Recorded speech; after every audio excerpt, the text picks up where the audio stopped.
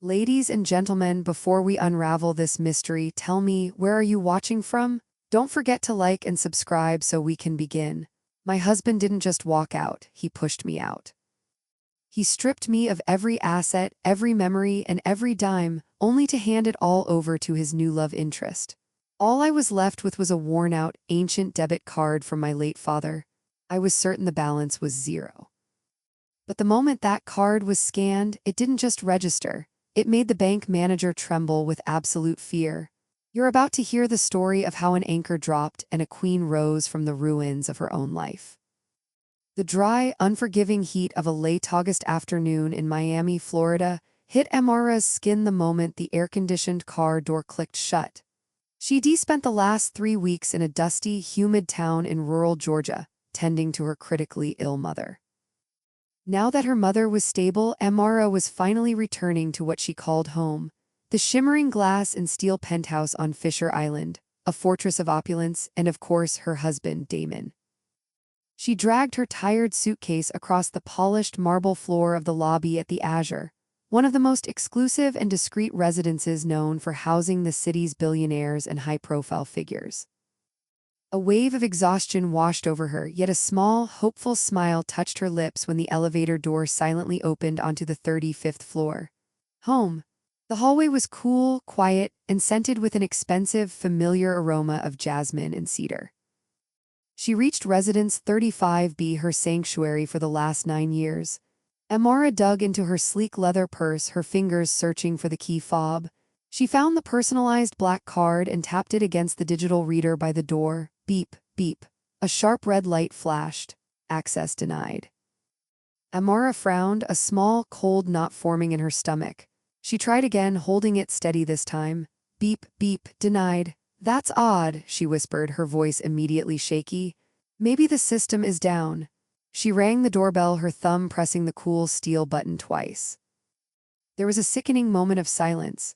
Then she heard movement inside, slow, deliberate footsteps, followed by the soft, mechanical click of the lock turning, not the fob, but the deadbolt from the inside. The heavy, custom-designed door swung inward, revealing Damon, her husband. But the man standing there was a stranger. His eyes were cold, devoid of the warmth she'd desperately longed for. He was wearing a dark silk dressing gown, and stark against the collar, a fresh smudge of bright, crimson lipstick tainted the fabric. "Ah, you're back already," Damon said. It wasn't a greeting, it was a statement of annoyance. Amara's heart seized up. "Damon, why isn't my key working?" Her voice was barely a tremor. "Because I changed the codes, Amara," Damon replied, not moving, completely blocking the entrance. From deep inside the apartment, a woman's crystal-clear, mocking laugh pierced the air. "Babe, who is it? If it's the housekeeper or a vendor, tell them to get lost. We're busy." A woman emerged, appearing over Damon's shoulder. She was breathtakingly beautiful and distressingly young. Amara recognized her instantly.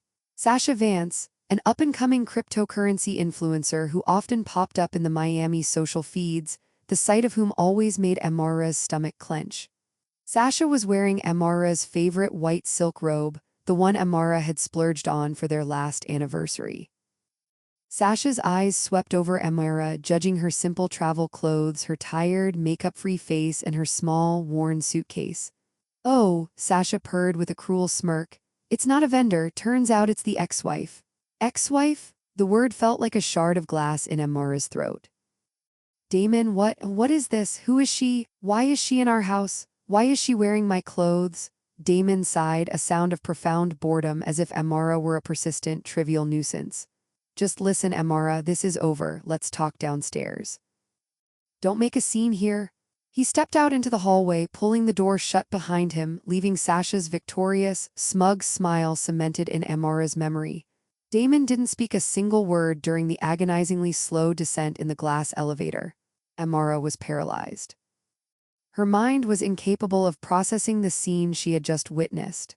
The heavy, sweet scent of Sasha's cheap, overpowering perfume, a scent Amara despised, still faintly clung to Damon's silk robe. The elevator chimed, opening onto the busy lobby floor. It was early evening, the peak hour for residents coming home from work or heading out.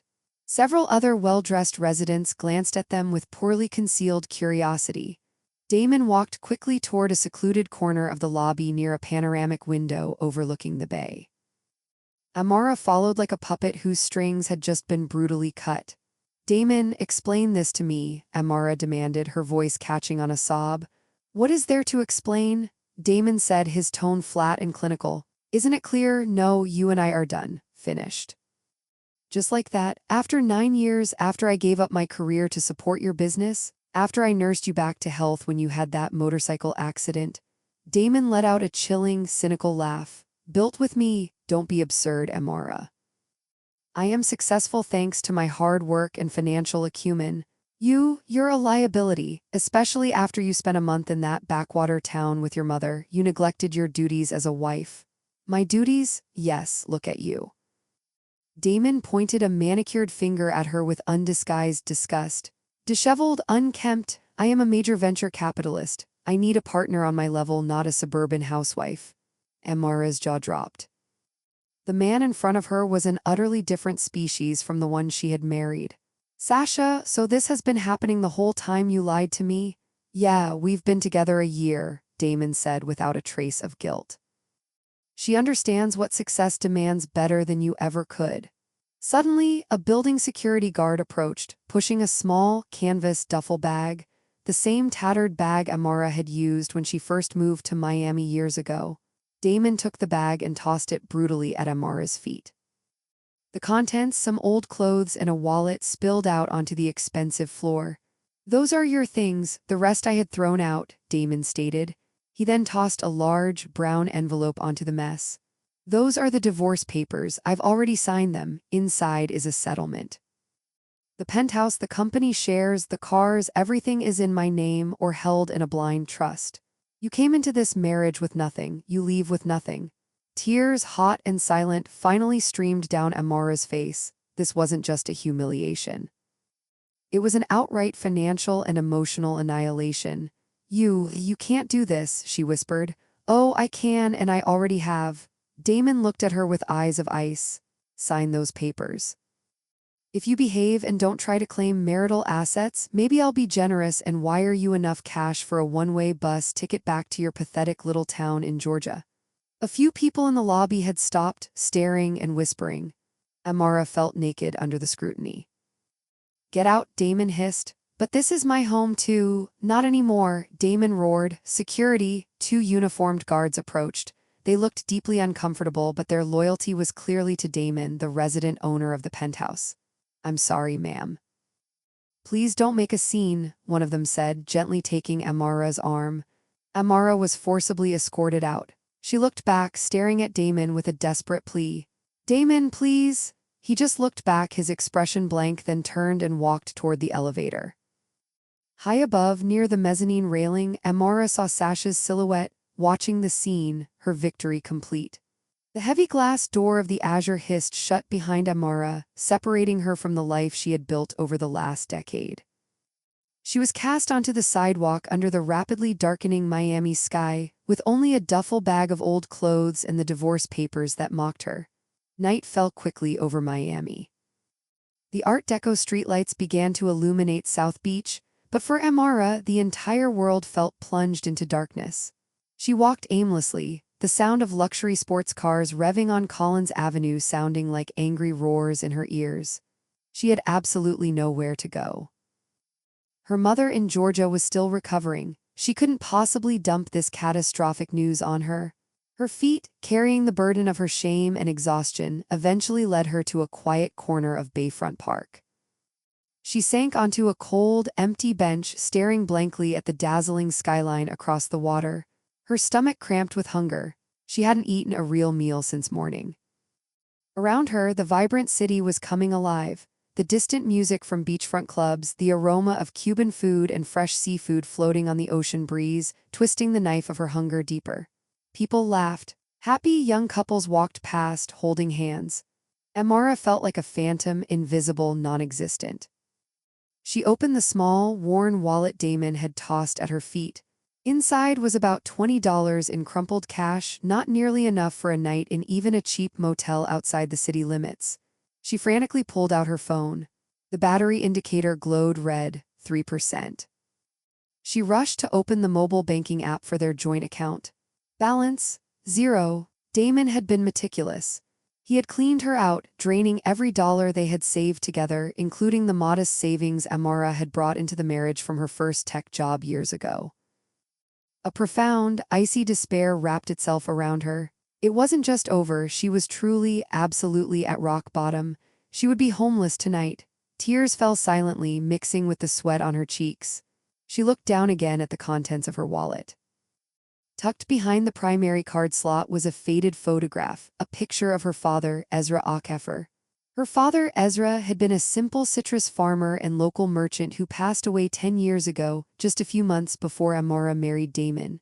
And behind that photo was something else. Amara's trembling fingers pulled it out, a faded, nearly illegible emerald green debit card that was peeling badly at the edges.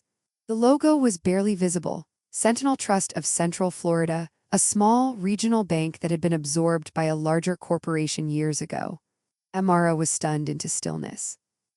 The memory hit her like a forgotten song. Her father had given her this card when she was 18, right before she moved away for the first time to attend the University of Miami. "Keep this, my baby girl," her father had said, his voice soft but firm, holding her hands. "This is an account Papa created just for you. Never use it unless it is absolutely, direly necessary. Do not mix it with your expense money. You must pretend it does not exist." "How much is in it, Papa?" she had asked, full of teenage curiosity. Her father had simply smiled, a mysterious, knowing look in his eyes. "Enough to be an anchor, sweet child. If you ever feel like your ship is going to sink, use this. But as long as you can sail on your own, don't you dare touch this anchor."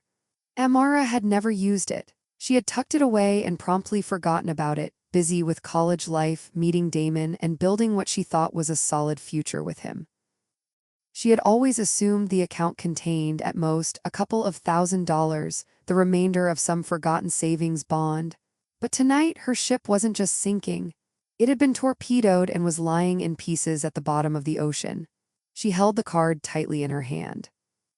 The $20 in her wallet was useless, but maybe, just maybe, the balance on her father's card would be enough to get her a single, safe room for the night. A tiny, fragile thread of hope began to illuminate the dark emptiness in her chest. Amara did not sleep that night. She found a covered area beneath the awning of a closed luxury boutique, hugging her duffel bag close, shivering despite the heat, waiting for the sun to rise. She was dirty, hungry, and terrified, but the ancient green card felt strangely warm and solid in her grip. At exactly 8:00 a.m., she was standing in front of a downtown branch of the successor bank to Sentinel Trust of Central Florida. The location was exactly as she vaguely remembered from childhood trips with her father, an older, imposing stucco building that seemed deliberately anchored in the past, far from the modern glass towers where Damon conducted his business. Inside, the atmosphere was quiet, almost sterile. There were only 2 operational tellers and 1 customer service desk. The air smelled faintly of ozone and old paper. Amara took a number. She was the only customer waiting. Her number was called to the customer service desk, manned by a young woman in a crisp suit whose name tag read Chloe. "Good morning, ma'am. How can I help you?" Chloe was polite, though her eyes betrayed a flash of confusion at Amara's disheveled appearance. "Good morning." Amara's voice was rough from thirst and exhaustion. I need to check the balance on this card. It's very old. I've also forgotten the PIN." Amara pushed the faded green card across the counter. Chloe picked it up, her eyebrows arching. "Wow, ma'am, this card is ancient. This is our pre-merger logo. Can it still be used?" Amara asked anxiously. "I'll check, ma'am." Chloe took Amara's ID, verifying the name, Amara Akhefer. She began typing on her computer. The system seemed agonizingly slow. Chloe typed, clicked, and then frowned deeply. That's very strange," she murmured. "The data isn't pulling up directly. Our legacy system is sometimes slow. It seems this account is flagged as dormant or inactive. How long has it been since any transaction?" Amara asked, her heart hammering against her ribs. Chloe paused, then her eyes widened slightly. "Let's see. Almost 20 years. One moment, ma'am. I'm going to try accessing the manual server." Her fingers danced across the keyboard again. Her computer screen flickered, displaying rows of green code that Amara couldn't decipher.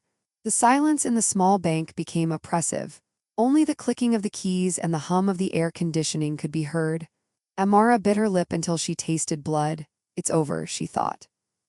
Surely the account was closed, the money seized by the state. Chloe scratched her head, frustration etched on her face. How odd. The balance isn't reading, ma'am, but there is a sort of flag, an extremely high-level alert on this account. An alert? Amara felt a fresh wave of panic. Does that mean I have debt? Did my father owe money? No, ma'am, far from it. It's not a debt flag. I've never seen this code before, honestly. Chloe typed a complex series of commands. The computer seemed to deliberate, the hard drive whirring loudly. Then something appeared on Chloe's screen. Chloe's relaxed face suddenly crumpled. She went utterly pale, her eyes bulged, fixed on the monitor as if she were staring at a ghost. Miss Chloe? Amara called out nervously. Chloe didn't answer. She seemed physically frozen, rereading the words on the screen. Her mouth opened slightly, then she swallowed hard, a visible gulp. Suddenly, she shot up from her chair so fast that the ergonomic seat tumbled backward, hitting the floor with a loud clang. Mr. Valencia, Mr. Director. Chloe's voice was a frantic, piercing shriek that shattered the sterile silence of the small bank. She had forgotten Amara completely, her horrified gaze still glued to the monitor. Mr. Valencia, a middle-aged, impeccably dressed man with a stern, angular face, the branch manager stormed out of his glass-walled office. What is it, Chloe? Don't shout like that, there are customers present. He scolded, his tone flat and professionally annoyed. I apologize, sir, but you must see this, Chloe stammered, pointing a trembling hand at the screen. An account in the name of Amara Akaffer. Inherited from Ezra Akaffer. Mr. Valencia sighed, annoyed at the interruption, and walked toward Chloe's desk, already composing the lecture he would give his young employee about professional decorum. He glanced at the monitor and then he froze. His professional, rigid face disintegrated in an instant. His expression morphed from annoyance to profound confusion and then to a sickening, deathly pallor. He looked at the screen, then at Amara and back to the screen, his gaze cycling rapidly between the two. Ma'am, Mrs. Amara Akaffer? Mr. Valencia asked. His voice, previously firm, was now thin and shaking. Yes, sir, Amara whispered, utterly terrified. What is wrong? Was my father a criminal? What did he do? Chloe, Mr. Valencia ordered, his voice suddenly thick with urgency. Close your window immediately, put up the closed sign, take Mrs. Akaffer to my office right now, do not let anyone see this screen. The order was so sharp and panic-driven that Amara jumped. Chloe, still stuttering, immediately flipped the sign and powered down her monitor. Come with me, ma'am, she said, now treating Amara with immense, cautious respect, almost fear. In Mr. Valencia's cramped, plush office, the door was locked instantly. Mr. Valencia paced for a brief moment, running a hand over his slicked-back hair before finally sinking into his leather chair. His hands shook slightly as he turned on his desktop computer. Excuse me, ma'am, You've caught us entirely by surprise, Mr. Valencia said, struggling to regain his composure. But what is actually happening, sir? Did my father leave a massive debt? Amara asked, her voice cracking close to tears. Debt? Mr. Valencia let out a nervous, strangled chuckle. No, ma'am. Quite the opposite, far, far from it. He turned his computer monitor toward Amara. Chloe, who stood awkwardly near the door, pointed a finger at the screen, holding her breath. Ma'am, look at this, quickly. The screen did not display a savings balance in dollars. The screen displayed an ownership structure diagram. Ma'am, Mr. Valencia said, his voice low with astonishment, this account is not a normal savings account. This is a master holding account connected to a limited liability company, a corporation. Amara frowned, struggling to process the words. A corporation, an LLC. My father was a citrus farmer. That is what he wanted people to know, ma'am, Mr. Valencia interrupted, shaking his head. Your father, Ezra Akaffer, was not just a merchant. He was a land broker and apparently a strategic genius. He had interests in agricultural infrastructure across the southeast. Mr. Valencia clicked a tab on the screen. The title read, List of Assets, Akaffer Zenith Holdings, LLC. Mr. Valencia continued reading the contents aloud, his voice dropping in awe. Aquifer Zenith Holdings LLC is the legal and sole owner of 3,500 acres of prime agricultural land in Central Florida, encompassing orange groves, processing plants, and mineral rights beneath the property. All of this under this deed was transferred completely to you as the sole heir with a special activation clause. What clause? Amara whispered, her mind racing. This company activates automatically and all its assets become accessible to the heir only if the heir accesses this master account under a state of financial distress, or if the balance of their primary personal accounts is null, zero. Amara's jaw dropped. Her father had predicted this. He had seen Damon. She stared at the screen, which showed figures not of cash but of land acreage, property deeds, and industrial holdings. She didn't scream. She didn't faint. Amara simply sat up straight, the exhaustion, the hunger, and the humiliation she had felt for the last 24 hours evaporating instantly. They were replaced by something else, something cold, sharp, and incredibly strong. She saw Quessie's mocking face flash in her mind and Sasha's victorious smile. Mr. Valencia, Amara said. Her voice was steady, calm, and unnervingly cold. Yes, ma'am. How do I activate this company right now? Mr. Valencia looked at Amara with profound concern. The reaction of the woman sitting before him was totally unexpected. She wasn't sobbing with relief or screaming with joy. Her eyes, which had been swollen and red from crying the night before, were now hard, cold, and utterly focused. She stared at the computer screen with a terrifying, calculating intensity. Mr. Valencia, Amara repeated, her voice steady and demanding, what exactly do I need to activate this right now? Mr. Valencia stuttered slightly. Technically, ma'am, it is already active. The moment you accessed this master account with a null personal balance, the desperate clause was instantly fulfilled. Our legal team, which manages the trust for Aquifer Zenith Holdings, they are already on high alert, waiting for your instructions. Chloe, the young employee who had followed them, quickly poured a glass of cool water and placed it in front of Amara. Amara didn't touch it. My father, Ezra Aquifer, Amara said, leaning forward. What else do you know about him? I need to understand his legacy. Mr. Valencia opened a bottom drawer of his desk, pulling out a thick, dusty folder bound with an aging rubber band. Your father was what we call a founder client, ma'am. He was priority long before the term private banking even existed. He left this, a letter and a specific set of legal documents. He instructed us that this could only be opened either by you upon his death or by us if you had accessed the dormant account. Mr. Valencia carefully handed Amara a large, yellowed envelope sealed with a wax stamp bearing the initial E. Amara's hands trembled slightly, the only physical sign of her inner turmoil, as she broke the seal and opened it. Inside was a single sheet of paper, written neatly by hand. To my baby girl, Amara, if you are reading this, it means one of two possibilities. First, Papa is no longer here and you are ready to begin your own life, independent and strong. Or, second and more likely, life hasn't gone according to your plans.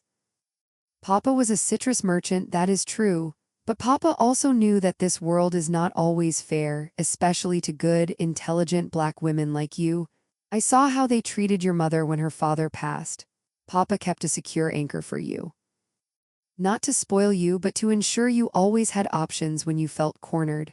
Papa designed the desperate clause on purpose. I know you are smart, but your heart is too soft. I was afraid, my daughter, if you were born into wealth, you would attract the wrong man.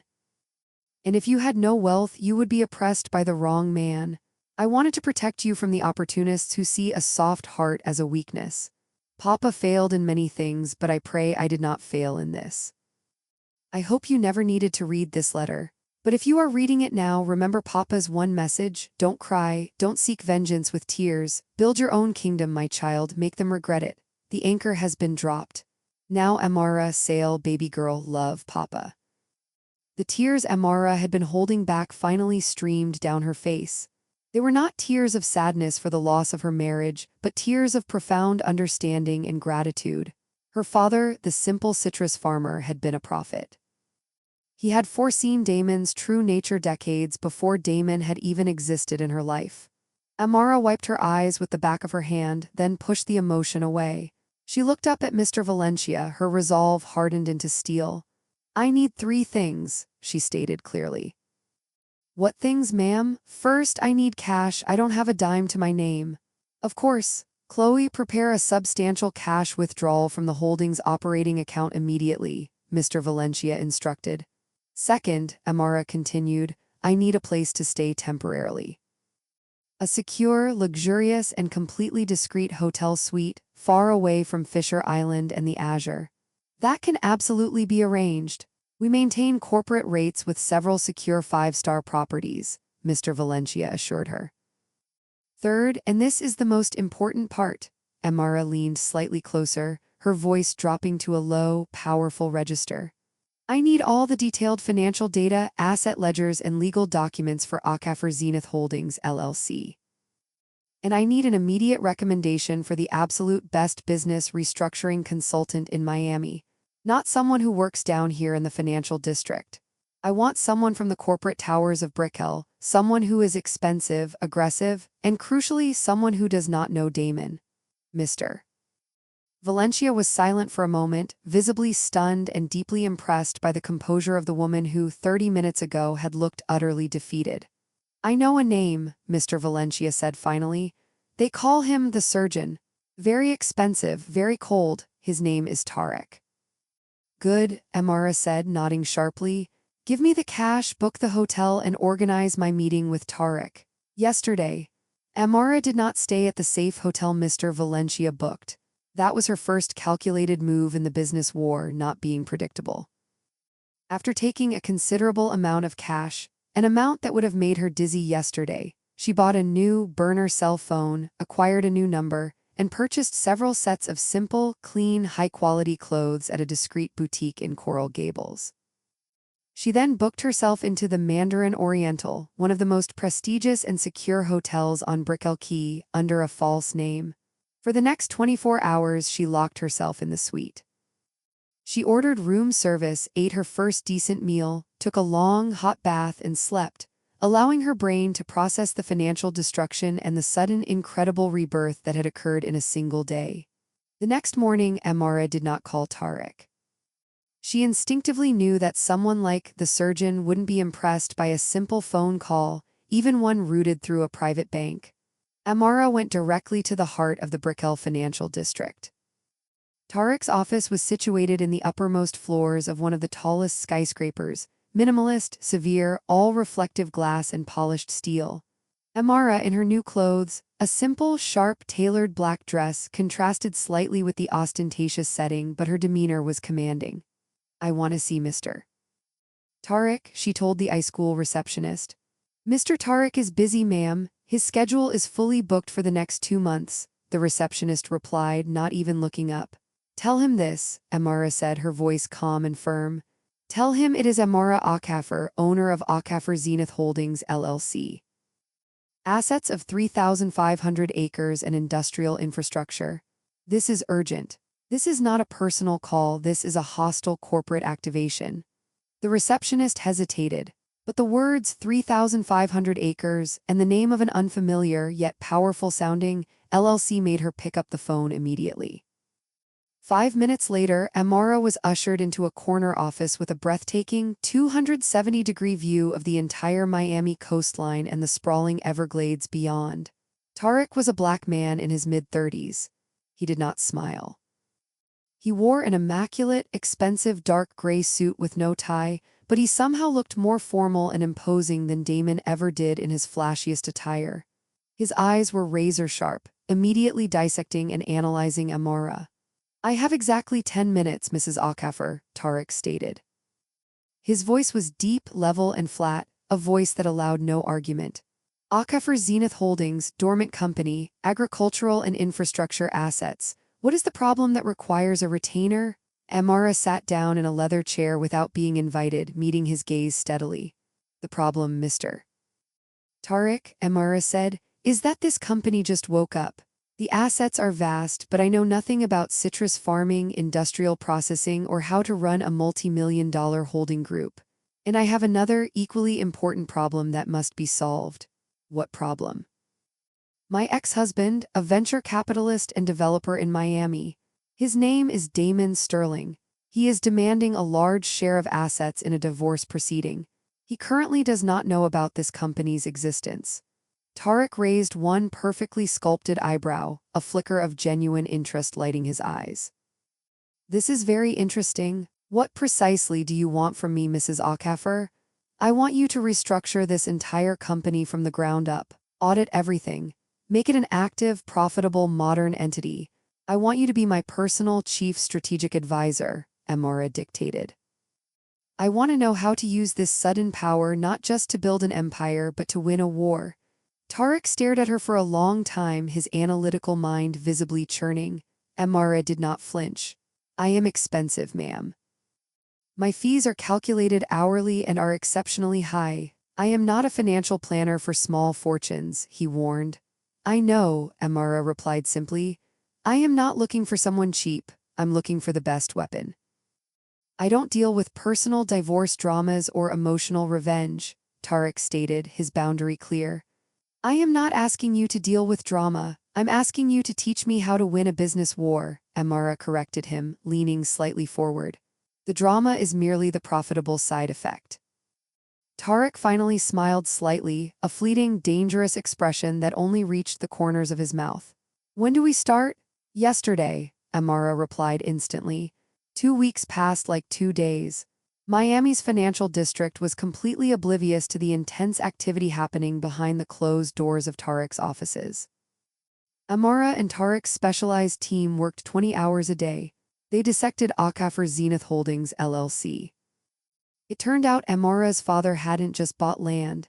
He had also acquired controlling minority shares in various agricultural infrastructure and export companies across the U.S., whose combined value had now skyrocketed due to strategic market shifts over the last 2 decades.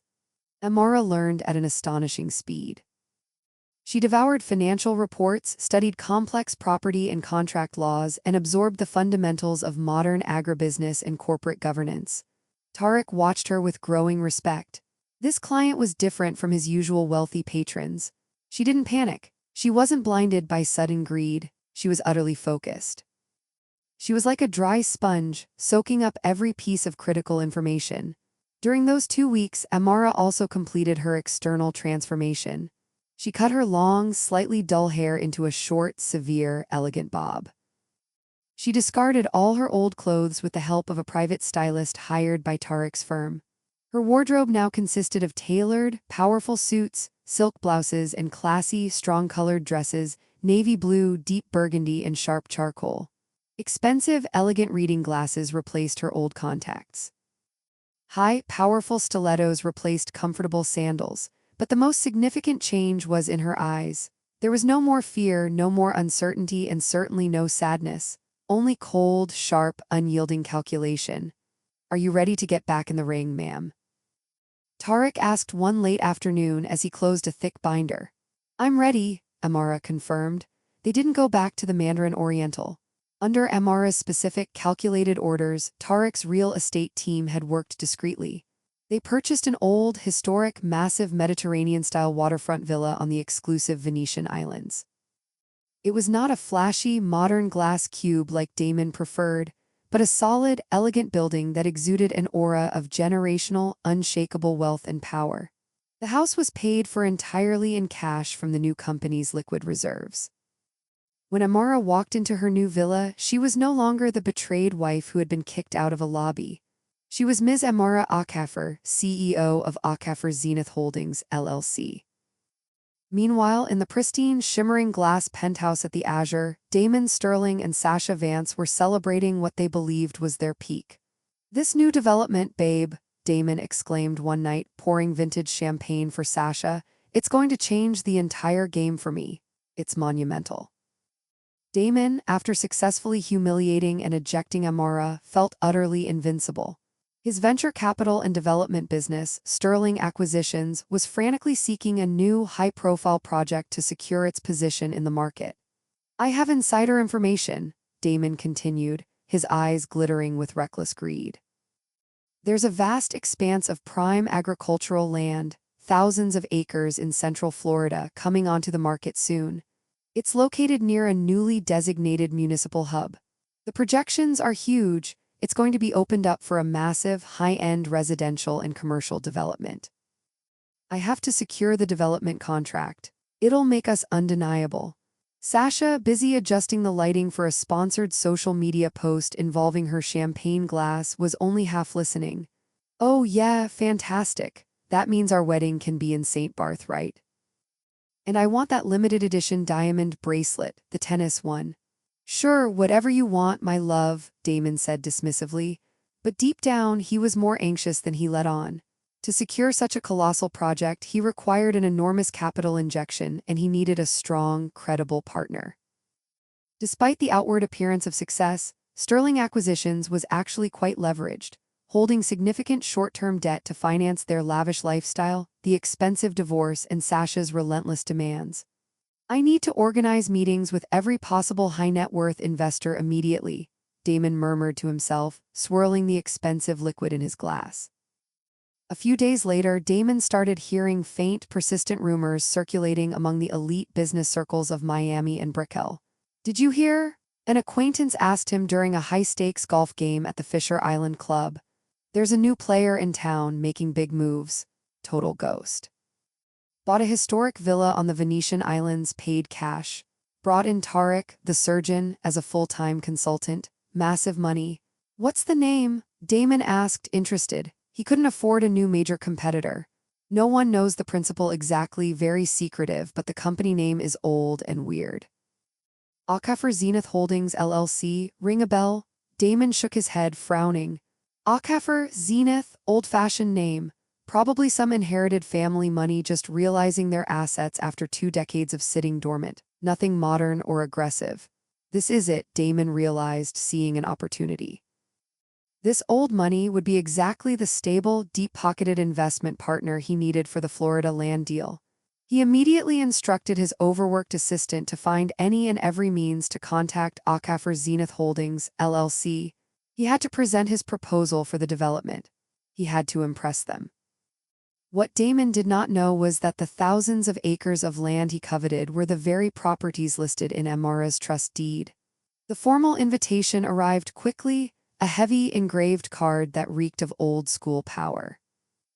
Akaffer Zenith Holdings, LLC, was indeed interested in hearing the development proposal from Sterling Acquisitions. The meeting would be held at the CEO's residence in the Venetian Islands villa. Damon felt an immediate surge of confidence. Look, Sasha, he boasted, showing her the card. They invited me. They've obviously heard of my reputation. They want to partner with me. That morning, Damon put on his most expensive, custom-tailored suit. He rehearsed his presentation in front of the mirror, emphasizing his confidence, his vision, and his carefully curated financial projections. He was determined to dazzle this mysterious old money investor. He arrived at the villa. The high wrought iron gate, flanked by ancient stone lions, swung open slowly as his car pulled up. He was led into a majestic, cool foyer. The walls were finished in antique plaster and the furniture was heavy, historic, and imposing. Everything felt solid, unlike the fragile modernity of the Azure. An assistant, formal and expressionless, received him. Good afternoon, Mr. Sterling. Please wait in the meeting room. Our CEO will join you shortly. Damon was led into a grand, oak-paneled library that had been transformed into a corporate meeting room. On one side stood a long, heavy mahogany table. On the other, tall windows overlooked a perfectly manicured tropical garden and the glittering bay. At the far end of the table sat a single man looking down intently at a high-end laptop. Tarek. Damon recognized him immediately. The surgeon. Damon's nervousness escalated. He assumed Tarek was the CEO. Good afternoon, sir, Damon said, extending his hand with practiced confidence. Tarek looked up. His eyes were cold, assessing. He did not take Damon's hand. I am Tarek, Chief Strategic Consultant. Please sit down, Mr. Sterling. Our CEO is en route. Damon sat down, trying to control the sudden feeling of unease. The atmosphere in this room was too heavy, too quiet. The silence felt judgmental. 5 minutes passed that felt like an hour. Suddenly, the massive double doors behind Damon opened. Damon did not turn around immediately. He heard the distinct, firm sound of footsteps, high heels, click, clack, a steady, rhythmic sound on the marble floor. Apologies for the wait, gentlemen. A voice was heard, a familiar voice yet impossibly different. Damon froze, the blood draining from his face. He knew that voice, but this voice was cold, perfectly modulated, and imbued with absolute, effortless authority. He turned his chair slowly, his movements stiff and mechanical. The footsteps stopped at the other end of the mahogany table. There stood Amara, her hair styled in a perfect, sharp bob. She was wearing a powerful, charcoal gray suit that sculpted her body elegantly. Reading glasses were perched on her nose. Her face was subtly, impeccably made up. She looked at Damon. There was no hatred in her eyes, no love, no lingering resentment. Nothing, just the clear, objective, dismissive gaze of a superior evaluating a low-level supplicant. Damon's mouth fell open, but no sound escaped his throat. Amara sat calmly in the head chair. Tarek stepped smoothly to her side, handing her a silver tablet. Amara looked straight at Damon, and then a small, chilling smile touched her lips, a smile that did not reach her eyes. "Good afternoon, Mr. Sterling," she said. Her clear voice filled the large room. "I am Amara Akhafer, CEO of Akhafer Zenith Holdings, LLC. She leaned in slightly. "Please begin your presentation. I heard you are very interested in the land in Central Florida." Amara paused, letting her words sink in, shattering Damon's reality. Then she continued in a relaxed, casual tone. "Coincidentally, all the land you covet for your ambitious residential project belongs entirely to me." The silence in the grand library was so profound, so thick, that Damon could hear the frantic drumming of his own heart in his ears. A joke. This has to be an elaborate, sick joke. But Amara's eyes, the eyes that used to look at him with endless adoration and loyalty, were now as cold and reflective as the mahogany beneath his hands. "Amara," Damon finally managed to utter, his voice a dry, rasping sound. This is impossible. 3,500 acres. Akhafer Zenith. Where did you get this kind of capital? You were broke." He stumbled over his words, his arrogance completely dissolving into panic. Amara leaned back slightly in her chair, elegantly crossing one leg over the other, making no effort to answer his direct question. She turned her attention to Tarek. "Mr. Tarek," she said, her tone professional, "what is your assessment of the initial proposal summary from Sterling Acquisitions?" Tarek, who had been standing silent and still like a shadow, spoke. His voice was flat, lethal, and devoid of any emotion. "Conceptually, the scale is ambitious, Mr. Sterling. But financially, the structure is very weak. Your projections do not include an adequate risk analysis for a project of this magnitude, and your liquidity forecasts are entirely too optimistic, based on our preliminary checks of your company's public filings." Damon felt as if he had just been submerged in a tub of ice water. He had come here, dressed for success, ready to dazzle a naive, recently enriched investor. Instead, he was being professionally audited and dismissed by a woman he had thrown out like trash. "Wait," Damon said, trying desperately to regain control of the situation. His ingrained arrogance, searching for a logical explanation, started to surface again. He rationalized, "Amara must just be a figurehead.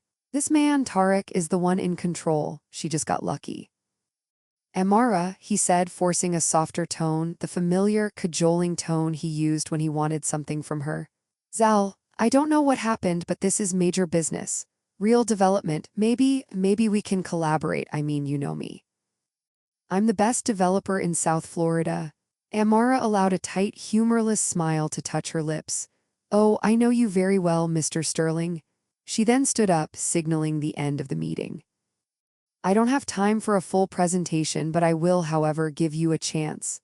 A flicker of desperate hope ignited in Damon's eyes.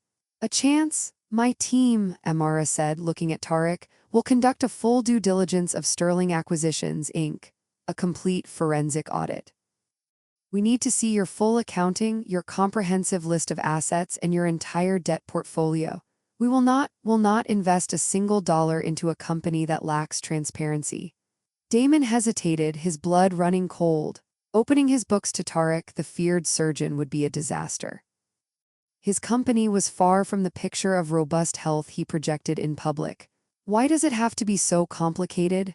he pleaded, dropping the professional facade. "It's me, Amara, your ex-husband. Precisely for that reason, Mr.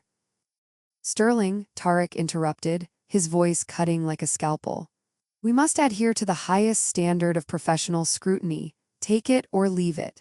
If you reject the full audit, we will consider your proposal void and immediately offer our land development opportunity to another major competitor. I heard your rival, Miami Prime Group, is intensely interested.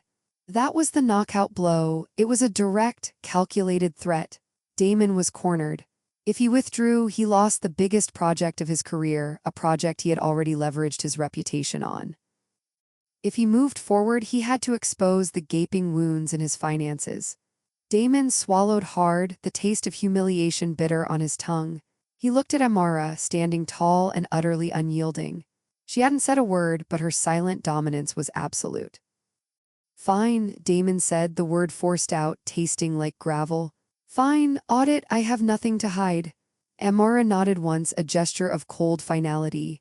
Mr. Tarek's team will contact your office. Good afternoon, Mr. Sterling. Damon stood up, feeling hollow, and walked out of the opulent villa, defeated, before he had even presented his pitch. He hadn't noticed that Amara had not signed the divorce papers he had thrown at her. That was a transaction that would happen on her terms, not his.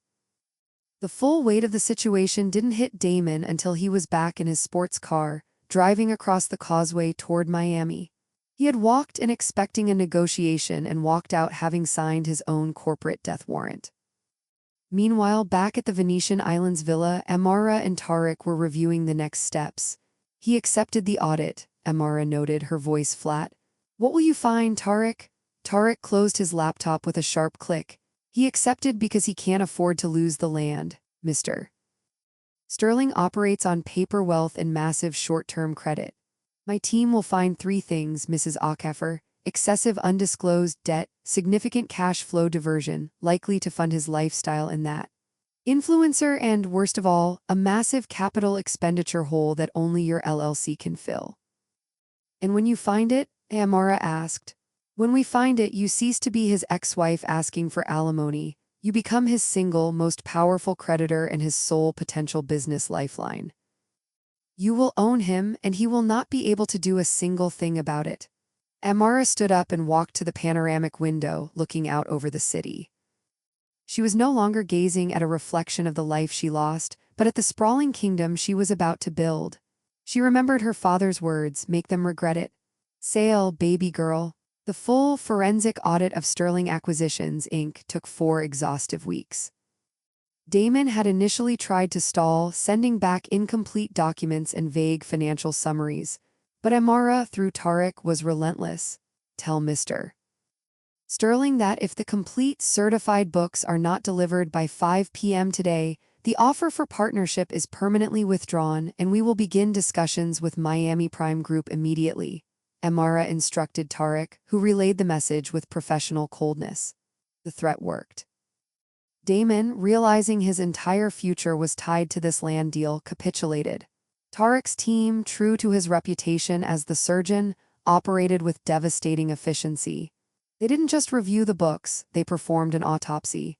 The findings were exactly what Tarek had predicted. One afternoon, Tarek presented the final report to Amara in her villa office. The document was titled, Sterling Acquisitions, Inc. Terminal Vulnerabilities Report. Mrs. Akeffer, Tarek began, tapping the report. Mr. Sterling is not a venture capitalist, he is an illusionist. His company is leveraged at nearly 80% of its asset value. He has substantial undisclosed debt, nearly $40 million tied up in high-interest, short-term commercial loans that are due in the next 90 days. Amara looked at the figures, her face impassive. And the funds from those loans?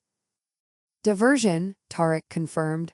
Nearly $10 million was routed directly into accounts supporting his personal lifestyle, the penthouse maintenance, luxury car leases, and significant undocumented transfers to Ms. Sasha Vance for her business development.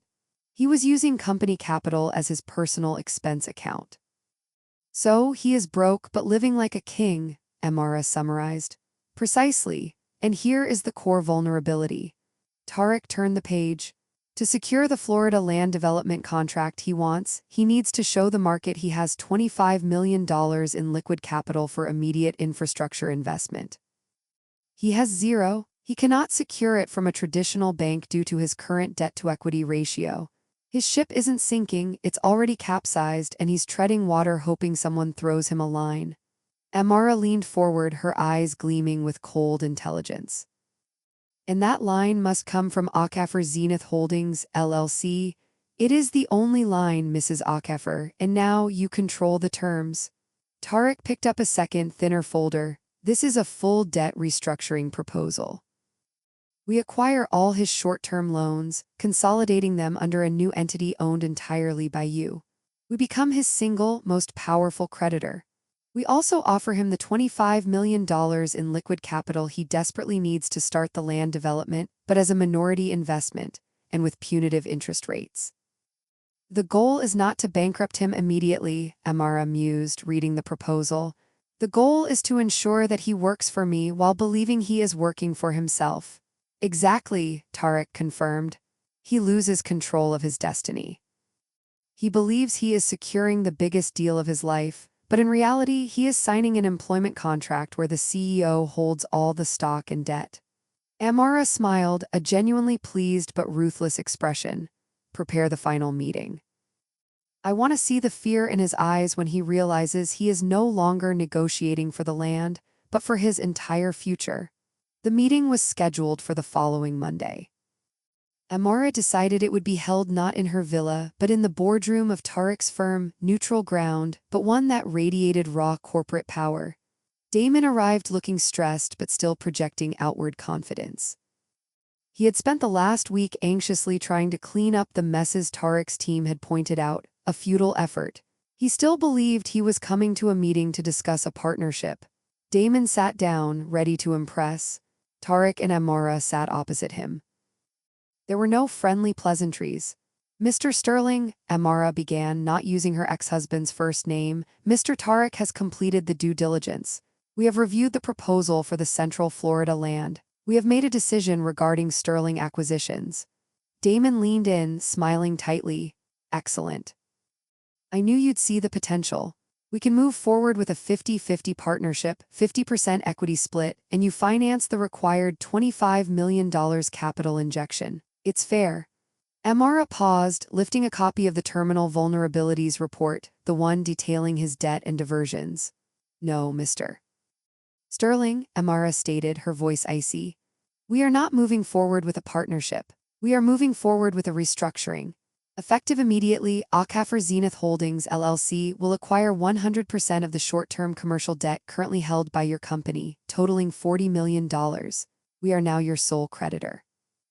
Damon's jaw dropped, the color drained from his face for the second time in a month. Acquire my debt? You can't just do that. We already have as of this morning. You missed several key contractual clauses allowing for accelerated assignment. Tarek cut in, his voice emotionless. Secondly, we will provide the required $25 million capital for the land project, but in exchange for a 75% controlling non-voting equity stake in the Central Florida Project Development Entity, you retain only 25%. Damon sprang out of his chair.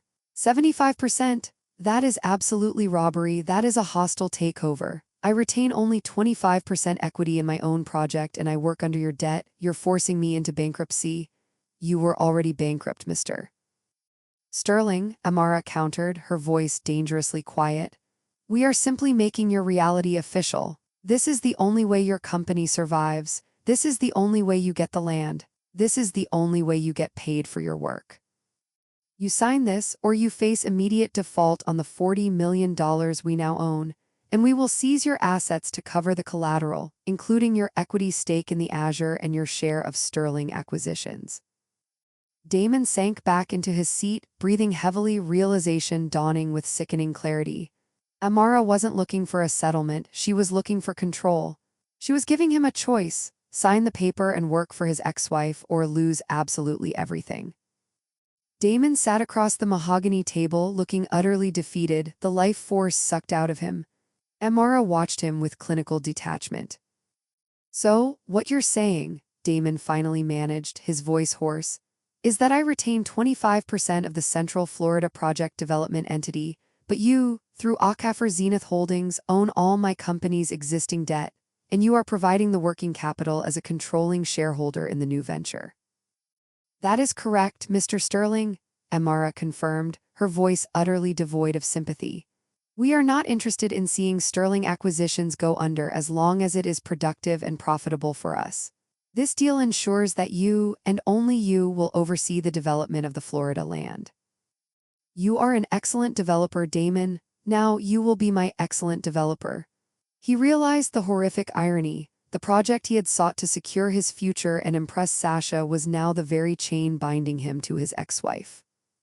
He would be working tirelessly, putting his reputation on the line, only to funnel the vast majority of the profits directly to Amara. And if I refuse? He challenged weakly, still clinging to a sliver of pride. Tarek answered immediately. You refuse, and by 9 a.m. tomorrow, we initiate the default proceedings on the $40 million debt. We will have a court order seizing the collateralized assets, your corporate shares, the penthouse, and any liquid capital. You will be facing personal bankruptcy, Mr. Sterling, and a potential investigation into fund mismanagement. The market will see you as a fraud. Sasha Vance will not stay for that. The mention of Sasha was a calculated blow. Damon knew Tarek was right. Sasha was only interested in the opulent lifestyle the debt funded. Without the penthouse and the illusion of limitless cash, she would vanish immediately. Damon lowered his eyes, shame burning in his chest. He looked up at Amara, searching for a hint of the soft, adoring woman he had discarded. He found none. Her gaze was that of a judge delivering a life sentence. Where are the papers? He mumbled, rubbing his temples. Amara slid the stack of documents toward him, the debt consolidation agreement, the new company formation papers, and the operating agreement. Sign, Mr. Sterling. And know this, every single transaction, every single contract you sign from this moment forward will be audited and reviewed by Tarek's firm. You are under constant financial surveillance. Do not make any further mistakes. Damon picked up the pen. His hand shook as he scrawled his signature on dozens of lines, effectively handing over the keys to his empire. When he finished, he pushed the documents back across the table. Does this mean, he asked tentatively, that the divorce settlement, the one I drafted, is off the table? Amara smiled again, a cold, predatory smile. The papers you threw at me in the lobby, claiming I came into the marriage with nothing and left with nothing, that was your opening offer, Mr. Sterling, and I decline it. Tarek reached into a briefcase and pulled out another, smaller envelope. This is a new divorce filing, Mr. Sterling, prepared by Aquifer Zenith Holdings' legal team. Since you have now been professionally exposed as being leveraged and deeply in debt, and Mrs. Aquifer is now the primary creditor of your company and the owner of the vast majority of your assets. The court's calculation of marital assets and alimony shifts dramatically. What does it shift to? Damon asked, dread seizing his voice. Amara spoke, the ultimate revenge delivered in a quiet, measured tone. It shifts to me having zero liability for any of your debts going forward, and it shifts to you being ordered to pay me a significant alimony, calculated based on the cash flow from the new development company, until the divorce is finalized. You will also transfer your remaining equity stake in the Azure penthouse to me as part of the asset division. Damon stared at her. You want the penthouse, so Sasha is. Sasha is your problem, Mr. Sterling. I, however, am acquiring a valuable piece of real estate, debt-free. Your mistress can find a new sugar daddy. You will be paying me to rebuild my life while you work to maintain yours under my supervision. Damon stood up, towering over the table, his face twisted in a silent scream of rage and disbelief. This is not business, Amara. This is personal. This is an act of pure vengeance. Amara met his furious gaze, her own eyes blazing with hard-earned power. My father left me an anchor, Damon, not a weapon of revenge, but you armed it. You taught me how to use it. You took everything I had, and now I am simply taking back what you owe me with interest. You brought a personal war to the negotiating table. I simply brought a better army. Damon stormed out of the office, defeated and enslaved. The final chapter of Amara's quiet victory unfolded over the next 2 months. Sasha Vance, seeing the expensive car leases canceled, the penthouse sale notices, and the sudden, dramatic tightening of Damon's available cash, initiated her own dramatic exit, complete with an emotional social media post about toxic male energy. Amara moved back to Fisher Island. Not as Damon's wife, but as the owner of Residence 35B. She didn't keep the luxurious, minimalist decor that she and Damon had chosen. Instead, she had the entire place renovated, opting for a style that reflected her newfound power, solid, grounding, and undeniably hers. Damon, meanwhile, was forced to move into a modest, corporate-leased apartment and work harder than he ever had in his life. Every dollar he earned went toward his debts and Amara's alimony. He was still Damon Sterling, the successful developer, but the success was now strictly conditional, and the benefits flowed upward to Amara. The last piece of the puzzle was the finalization of the divorce. The final act of the settlement was not done in a cold corporate boardroom, but in a small, elegant office belonging to the presiding divorce judge, Judge Helena Reed. Amara arrived with Tarek, while Damon, looking worn and older than his years, was accompanied by his highly paid, but ultimately ineffective, divorce lawyer. The judge looked over the final terms of the divorce with an expression of professional astonishment. The initial settlement papers filed by Damon nearly a year ago had been a simple spousal abandonment, a quick split with Amara receiving nothing. The final documents, however, represented a complete financial capitulation by Damon Sterling, fueled entirely by the forensic findings of Akaffer Zenith Holdings, LLC. Mrs. Akaffer, Judge Reed stated, looking at Amara over her reading glasses, "I have never seen such a dramatic shift in asset division in a non-contested case. Are you satisfied with these terms?" Amara met the judge's gaze, her spine perfectly straight. "Yes, Your Honor, they are fair. They reflect the true financial reality and the debt structure Mr. Sterling imposed upon himself during the marriage." Judge Reed nodded slowly. "Mr. Sterling, you are agreeing to transfer the full ownership of the Fisher Island penthouse, Residence 35B, to Ms. Akaffer as part of the asset division, effective immediately. You are also agreeing to the payment of substantial alimony, drawn directly from the operating profits of the Central Florida Development Company until the final order. Is this correct?" Damon cleared his throat, his pride a ghost of its former self. "Yes, Your Honor, I agree." He looked at Amara, and for the first time since the day he threw her out, he spoke to her without malice but with a strange, bleak respect. "You won, Amara." Amara simply offered a small, neutral nod. "I learned to, Damon." The judge hammered the gavel. "The divorce is finalized. Ms. Akaffer, your new life begins today. Mr. Sterling, I suggest you review your business practices." Amara stood up. She shook Tarek's hand with gratitude, not affection. She knew their relationship was strictly professional, built on steel and strategy. "Thank you, Tarek. You built the mechanism. Now I will run it." "You are a formidable CEO, Mrs. Akaffer," Tarek replied, a rare note of sincere admiration in his voice. "I am simply the advisor." Amara walked out of the courtroom, not into the bright sun of Miami, but into the quiet, powerful knowledge that she was the architect of her own destiny. She did not drive immediately back to Fisher Island. The penthouse was hers now, a symbol of a life reclaimed, but she had a final stop to make. She directed her driver to the old stucco building that housed the Sentinel Trust branch. She walked in, no longer the disheveled, desperate woman from months before. She was impeccably dressed, radiating confidence. She approached the customer service desk. Chloe, the young clerk who had first been shocked by the sight of the green card, recognized her instantly. "Mrs. Akaffer, welcome back." Chloe stammered, standing up. Amara smiled warmly. "Hello, Chloe. I just wanted to do two things. First, I want to establish a scholarship foundation in my father's name, Ezra Akaffer. It will fund the education of young women from underserved communities in Central Florida who want to study business." Chloe's eyes welled up. "That is beautiful, ma'am." "And second," Amara continued, pulling out the now laminated emerald green debit card, "I want to look at the balance of the Master Holdings account again." Chloe typed in the security codes. This time no alarm flashed. The system brought up the Akaffer Zenith Holdings, LLC master account status immediately. It displayed the current asset portfolio, the corporate liquid reserves, and the company's valuation, which had tripled since Amara took over. The business is thriving, Mrs. Okafor, Chloe whispered, looking at the astronomical figures. It is, Amara confirmed, looking at the number that represented the total liquidity of the company.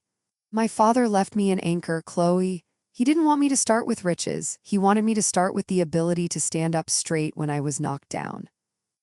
Amara looked at the immense number on the screen, the culmination of a life's work by a man who loved his daughter enough to prepare for a darkness he could only foresee. The anchor had not just held her ship, it had lifted a fleet. She had the cash, the empire, and the freedom. She had not only survived, she had utterly transcended the limits Damon had tried to place on her.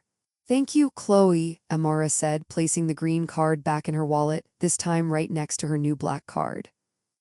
The card served its purpose. I won't need the desperate clause again. She turned and walked out, leaving the past behind, carrying the legacy of her father and stepping into a future entirely of her own making. The betrayal had nearly destroyed her, but the anchor saved her, and her own resolve made her the queen of her domain. This is Amara Okafor's story. Remember to like and subscribe if you want to see more stories of incredible survival and ultimate victory.